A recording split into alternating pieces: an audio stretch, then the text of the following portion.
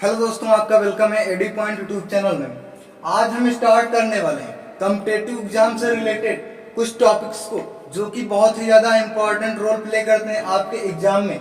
अगर हम बात कर रहे हैं जिस टॉपिक की, जिसका नाम रहने वाला है अलंकार, तो ये टॉपिक जो है हमारे 9th high school 11th 12th बच्चों के लिए बहुत ही ज्यादा इंपॉर्टेंट है, क्योंकि पेपर में इससे क्वेश्चन बनना ही बनना कंपलसरी है। तो अगर हम अलंकार की बात करते हैं तो सबसे पहले हम जान लेते हैं कि अलंकार को कहते क्या है। तो अलंकार को हम अगर एक शब्द में कहना चाहें तो क्या है? अलंकार का मतलब होता है अलंकरोत इति अलंकारा। क्या मतलब होता है? अलंकरोत इति अलंकारा, अर्थात जो चीज किसी को अलंकृत करे, अर्थात हम इसका शाब्दिक अर्थ अगर समझना चाहें तो क्या होगा?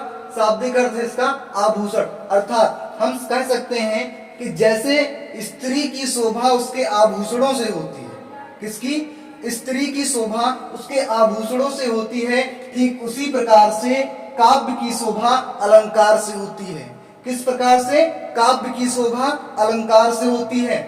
अर्थात इसकी परिभाषा है जो किसी वस्तु को अलंकृत करे, अर्थात अलंकार, वह अलंकार कहलाता है। यानी कि अलंकरोत इति अलंकारा, जो किसी वस्तु को अलंकृत करे वही अलंकार कहलाता है।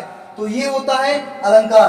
अगर हम अलंकार के भेद की बात करते हैं तो क्या होता है? शब्दालंकार, अर्थालंकार, उभयालंकार, ये होते हैं अलंकार के भेद। जैसे कि हम एक एग्जाम्पल अगर आपको बताते हैं, चरण कमल बंदो हरि राई, इसमें क्या की गई है? चरणों की तुलना, चरण कमल बंदो हरि राई, क्या?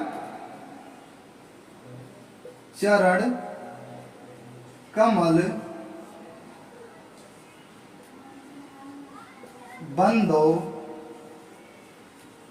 हरि राई, क्या? इसमें जो चरणों की तुलना है कमल से की गई है, इसकी चरणों की तुलना कमल से की गई, अर्थात हम कह सकते हैं ये एक उपमा अलंकार का उदाहरण है। किसका? उपमा अलंकार का,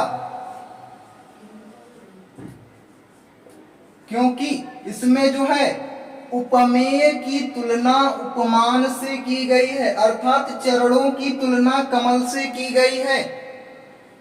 इस कारण से उपमा अलंकार होगा यहां पर।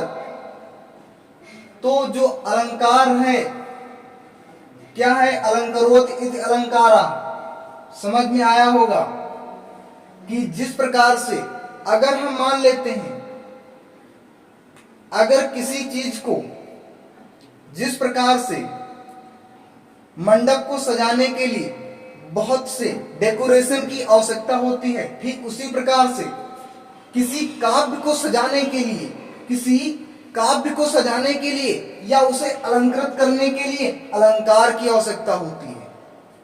तो आज का जो टॉपिक था अलंकार, आई होप आपको समझ में आया होगा।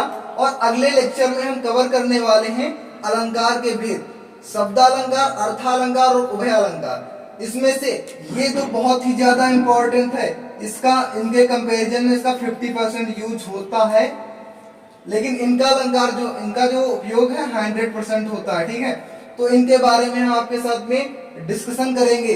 इनकी जो क्लासिफिकेशन रहने वाला है, या जो इनके जो शब्दालंकार और अर्थालंकार के भेद रहने वाले उनके बारे में बताएंगे। और जो शब्दालंकार की बात अगर हम करें, जनरल सा इंट्रोडक्शन आपको दिए दे रहे हैं। अगर शब्दालंकार की बात करते हैं, अर्थात शब्दालंकार वे शब्द, अर्थात हम कह सकते हैं वह शब्द जिसके जुड़ने से चमत्कार उत्पन्न होता है और जिसके हटने से चमत्कार समाप्त हो जाता है। यानी कि रोल प्ले कौन कर रहा है? शब्द, क्योंकि शब्द जुड़ा तो चमत्कार हुआ, शब्द हटा तो चमत्कार खत्म। ठीक है, तो ये होता है शब्दालंकार। अगर अर्थालंकार, वही कॉन्सेप्ट, बिल्कुल सेम कॉन्सेप्ट रखा हुआ है। यहां पर अर्थ जो होता है, अर्थ एक शब्द के अगर अनेक अर्थ हैं, ठीक है, एक शब्द है उसके अनेक अर्थ आ रहे हैं, तो वहां पर अर्थालंकार हो सकता है। ठीक है, तो अगले लेक्चर में हम देखेंगे शब्दालंकार और अर्थालंकार के भेद क्या हैं। तब तक के लिए हर हर महादेव।